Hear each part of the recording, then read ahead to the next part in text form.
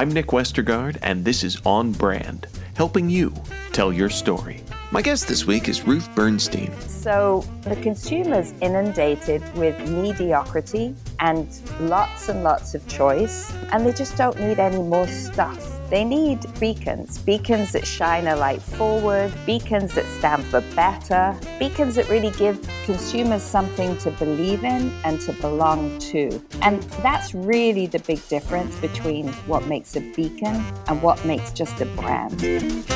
Ruth Bernstein is co-founder and CEO of Yard NYC, an award-winning independent creative company that turns brands into cultural beacons. Ruth is a pioneer and champion of female voices and leadership in an industry traditionally dominated by men. Since founding Yard, Ruth has helped build cultural brand platforms that have moved business, culture, and teams, including Athleta Power of She, Crocs Come as You Are, and Olly Happy Inside Out, to name a few.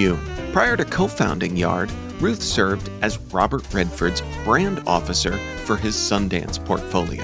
My interview with Ruth Bernstein is coming right up, but first. My dad works in B2B marketing, but I never really knew what that meant. Then one day my dad came by my school for career day and told everyone in my class he was a big ROAS man. Then he just kept saying things like, the bigger the ROAS, the better. Over and over. My friends still laugh at me to this day. I think it means calculating a return on ad spend. One thing's for sure. I'll be known as the ROAS man's kid for the rest of my days. Why couldn't you just be a fireman or a lawyer? Why? You ruined my life, Dad.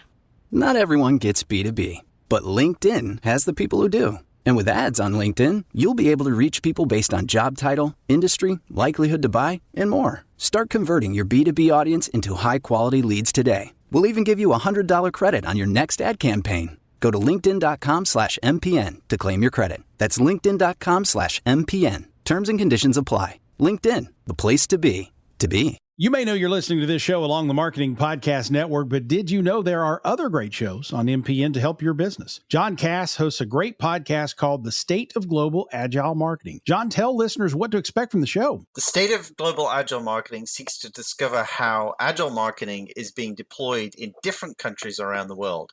I interview marketers at brands, at agencies, or who are consultants, and explore how companies in different countries are now using agile marketing.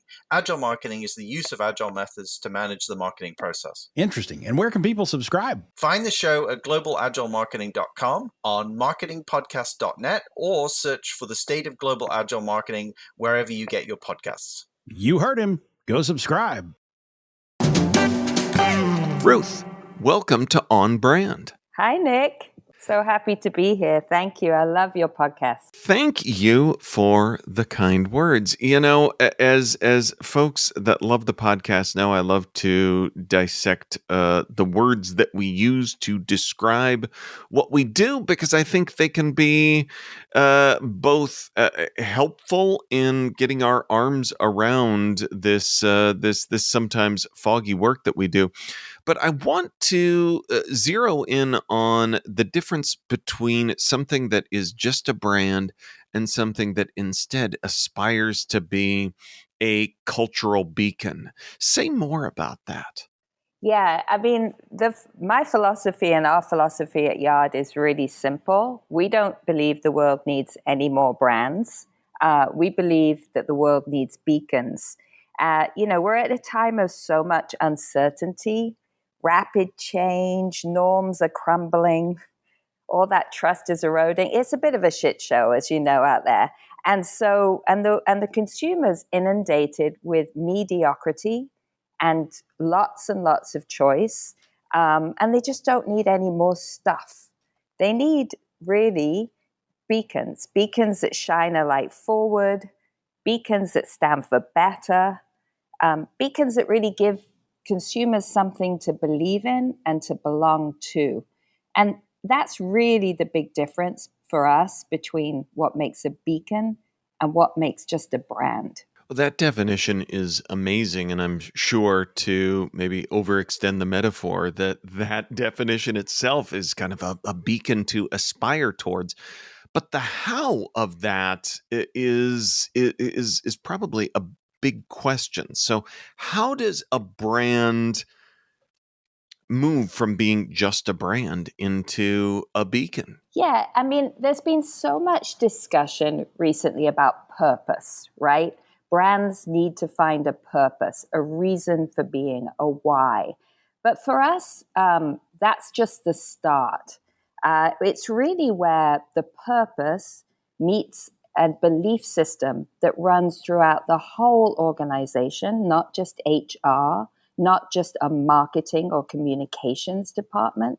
It runs through everything you do, and it connects to the behaviors of the organization and the actions it takes. So it's really a connection that runs through the veins of the whole organization, from what you make to how you make it, how you source it, how you communicate it, how you treat your teams internally, how you communicate externally, and the impact you make. It's really all those pieces that run all the way throughout, consistently throughout an organization. And it's not just for a moment. Beacons don't exist just for a moment in time, or they don't just jump on a cultural bandwagon because it's something that they think they should do. They pick their purpose, they pick their reason for being, and they consistently stay convicted to that with, it's the consistency, the conviction, and the creativity, the ways that you bring that to life that really makes a beacon. So you're not necessarily born a beacon, you become one. I love that. And becoming is such a powerful way to look at that, to think of that. I also like that you talked about bandwagoning, because to your earlier point that it is shit out there, I think I think the bandwagoning is a big part of that. Is everything's moving so fast and people are looking for purpose and to quickly add some of that, so they bandwagon onto something instead of building a more complete platform and really doing that work that you just alluded to of becoming. Is there a brand that you point to and people say, okay, I kind of get what you're talking about, but who's someone that you look to, again, maybe overextending the metaphor, but as a beacon in communicating the beacon work? Yeah, I mean, a brand that I really admire right now, that's doing amazing work as a beacon, is Elf, and I really think that they've become a beacon over time. They were basically, a very accessible beauty brand that you could find in the mass channel. And recently, I'd say over the last 5 years, they've really formed a different way of being, and connecting. They've really honed their purpose and really brought creativity and conviction and courage to the way they bring that to life. And it's really resulting in amazing business results. I mean, I think they published them yesterday, and it's incredible, quarter after quarter of increase, and it allowed them to be in the Super Bowl. It allowed them to take on diversity in the boardroom with their So Many Dicks campaign. So they're a brand that we don't work with, but that we really admire and I think have become a beacon over time. So as you look at that process, is there you talked a bit about purpose earlier. Is there a first step in the work of building out a cultural brand platform that you need to start with X to ensure that you're on the right path moving forward? Definitely. I can talk about many platforms that we've created for what we believe are beacons, and it's really been something that has come from our process, something that we call Front Yard, which is our foundational brand work process. And essentially, I'll start with a brand like Athleta, because Athleta's, right now with Simone Biles is really enjoying and being able to connect to Simone Biles' greatness. But when we started working with Athleta, they were a Petaluma yoga brand. They had just been acquired by Gap, but they were small and they couldn't compete at the time with the Nikes of this world and the Adidases of this world. They just couldn't outspend them, right? But we found through our process, our front yard process, a way for Athleta to really find its purpose and its way ultimately to compete and even steal Simone Biles from Nike, because we developed what we call the Power of She platform, which was based on a core insight that for women, alone we are strong, but united we thrive. And we wanted to really give them the fight, which was to really take on the unhealthy undermining that happens between women. And so we wanted to really celebrate that power of we, the power of she. And so that platform was born. And the Power of She platform has allowed Athleta to grow from a Petaluma yoga brand to a juggernaut that is now on the Olympic stage, attracting Simone Biles, attracting Allyson Felix from Nike because Athleta's values. And those values and that platform does not just exist on a communication level. It exists in how they treat female garment workers.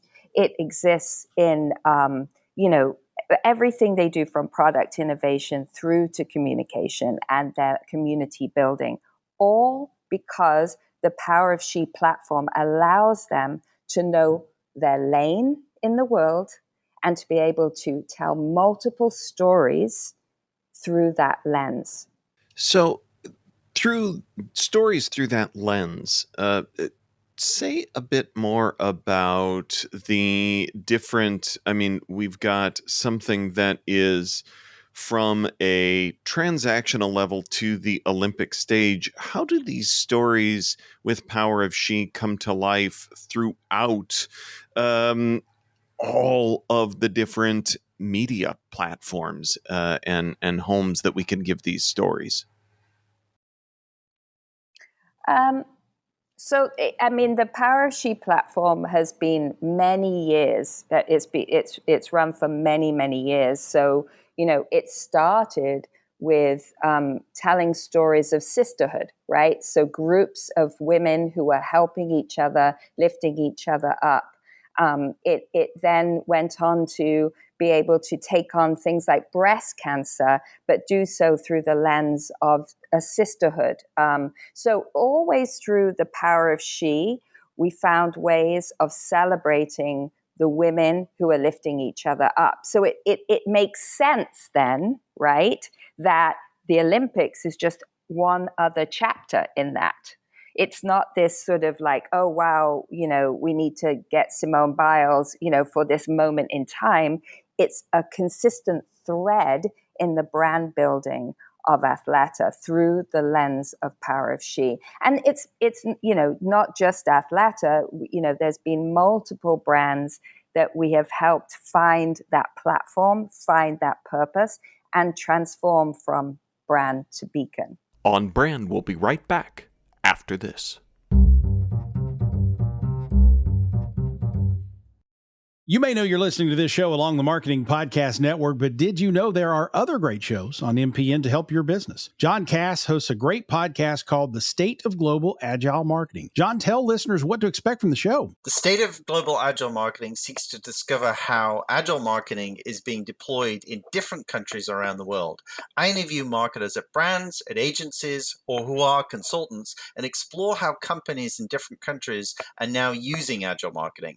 Agile marketing is the use of agile methods to manage the marketing process. Interesting. And where can people subscribe? Find the show at globalagilemarketing.com, on marketingpodcast.net, or search for the State of Global Agile Marketing wherever you get your podcasts. You heard him. Go subscribe. You may know you're listening to this show along the Marketing Podcast Network, but did you know there are other great shows on MPN to help your business? Robbie Samuels hosts the On the Schmooze podcast. Robbie, tell listeners what to expect from the show. Since 2015, I've interviewed entrepreneurs who overcame challenges to achieve success in their field or industry. Tune in to On the Schmooze to listen as I ask deep questions to elicit untold stories about leadership and networking. And where can people subscribe? Find the show at ontheschmooze.com or on marketingpodcast.net, or just search for it wherever you get your podcasts. You heard them. Go subscribe. Now, back to the show. So, speaking of brands as beacons, your own brand, your own work is about being a champion of female voices in an industry that is dominated by men, and that is daunting. How do you bring that mission to you how do you bring that mission to your work day in and day out? And big picture, where does that lead? What does the beacon of female voices in this industry go to? It's interesting. We started Yard at a time that there really weren't a lot of female leaders or owners in the industry, and there still aren't enough, but there are more. And as female owners, it's wonderful that we're all starting to sort of band together and and share our fight together. And it's been a very great feeling to connect to other female founders, and really sort of, as I say, we're all in this together. There's a different kind of competition. It's a healthy, sharing, supportive environment and the community that we've built. But in terms of how it translates to my own organization, we are female owned and we're female led. So every single leader and the executive team is a woman who has who leads departments, and we show up and really guide and attract our clients and guide the solutions through a female lens. That doesn't mean that we're not working on dual gender brands or brands that are just targeted at men even. It's just that we're leading and looking at the world through a female lens. And that lens is really representing the future of how a lot of the world is being looked at. It differs from that, what's been a typical masculine lens, which has been about binaries, right and wrong, black and white. These polar opposite options are really no longer serving us, right? So the feminine lens looks at things with more nuance, with more on a more of a range or a scale, and find solutions not by looking at either or, but by really looking at or yes, we can move forward. What's the solution? And that's where what I mean by beacons, right? Beacons don't look at right or wrong. Beacons look at where to go next. I love that, and I just have to point out that's a very on-brand answer for what was a long and winding question that I served up there. But you came, I'm doing my best, Nick. I'm doing my best, and it was impressive. And I think that because I think there's a way to, look at the question, clumsy as it was, and say, okay, well, it must mean, and even like you were saying there, force it into a binary of a this instead of that, instead of, seeing a feminine lens as really being about both and thinking, which is a part of it really can be a part of everything that we've been talking about, from brand strategy to execution. Absolutely. It's just, people don't fit neatly in boxes. They just don't. I mean, from a marketing perspective, while we understand the role of segments and target audiences and all that great work that helps us connect and target from a media perspective, we at Yard always give our clients what we call a muse. That is where our segments aspirations meets the brand values, and that's where the merging of personality really happens. That's where we can connect the brand personality, the brand values, to the consumer's aspirations. That muse then becomes the influencer strategy. The muse becomes the spirit of where the brand and the consumer meet. And so just because people don't fit neatly in boxes, they don't. And our binary way of thinking is limiting. So, at the risk of asking another clumsy question and knowing that we've been talking about an industry dominated by men, and to pivot to a Robert Redford question would raise an eyebrow. But as brand officer for the Sundance portfolio, we talk a lot about personal brands, and Sundance is a great example of a brand that came from a person in the form of Robert Redford, but has really grown to have a life of its own. But that's not always, even and especially with celebrity brands, that's not always an easy thing to do. I wonder if you'd talk about some of these concepts that we've been talking about as connected to a personal brand like Sundance. Yeah, well, I mean, Sundance as a brand and Robert Redford as a person, not the actor, but the businessman and the visionary, are one of the very early influences for this beacon philosophy. They absolutely, he saw a need. He saw a need for supporting independent voices and creativity in an industry that was obviously moving towards Hollywood, and something that was more commercial and less supportive of the creativity and the art. And he dedicated and created a brand, knowing that if he put his name to it, that's certainly wouldn't feel like an independent brand. It would be limiting to put your own name to something that stood for independent voices. And so Sundance was the perfect name for a brand that supported independent creativity, voices, and also had a huge perspective on the environment way before other brands were even thinking about climate change. And so for me, Sundance and working for him and helping in the way I did with that brand helped to form the philosophy about beacons. And we work with a lot of founders. And I think one of the trickiest things is when a founder does put their name to a brand, because how does the brand exist post the founder's exit? Does it limit us? What happens when stuff happens to the founder in their lives? But we work with exceptional founders, and they are beacons in their own right. But most of them have found that they are more comfortable creating brands, not with their name on it. But certainly it could be very much informed by who they are and what they care about in the world.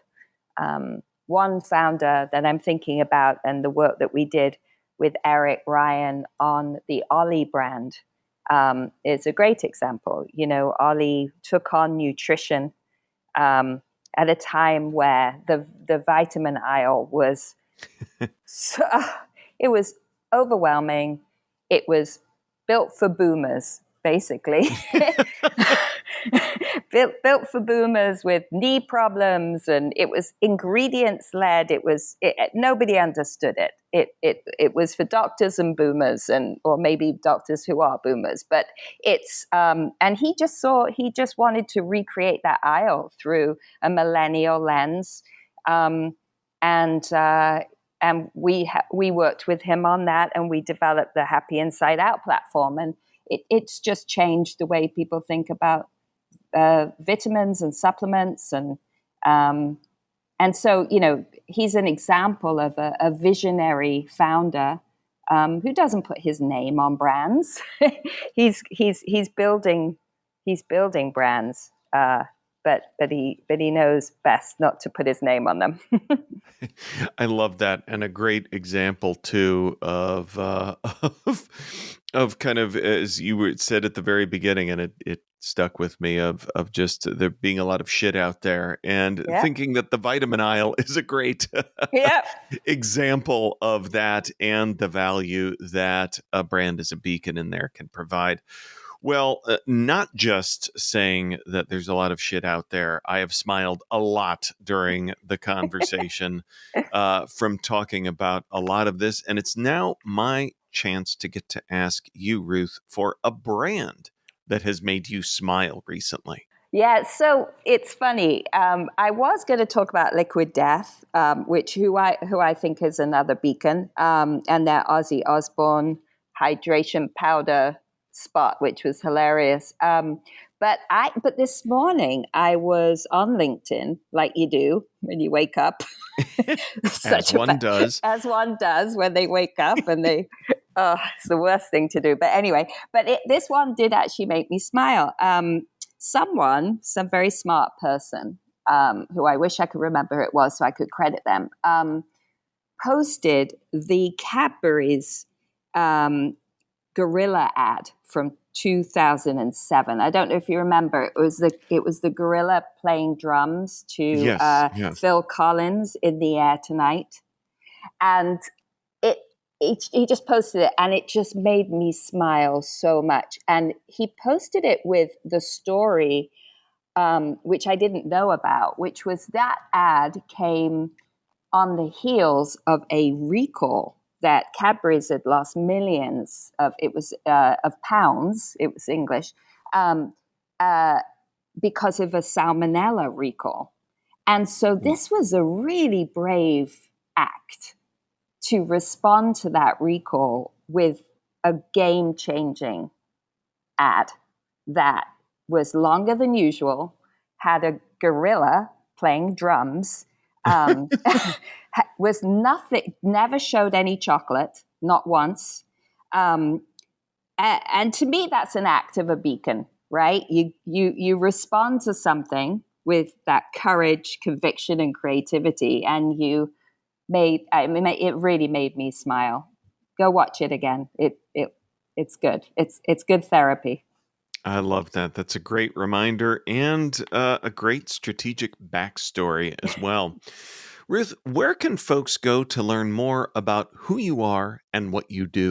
Well, remarkably, they can go to yardnyc.com. It's very surprising, but that's where we are. We will hope that folks can follow the very complex instructions that you've laid out. But if they can't, as always, listeners can find links to what we talked about at our show notes at onbrandpodcast.com. Ruth, thanks for being on brand with us. Thank you, Nick. On Brand is part of the Marketing Podcast Network. If you like what you're hearing, if we've made you smile, you can always listen free on Spotify, Apple Podcasts, or whatever your favorite platform may be. And please take a moment and rate and review the podcast to help others find the show. Until next week, I'm Nick Westergaard, and I'll see you on the internet.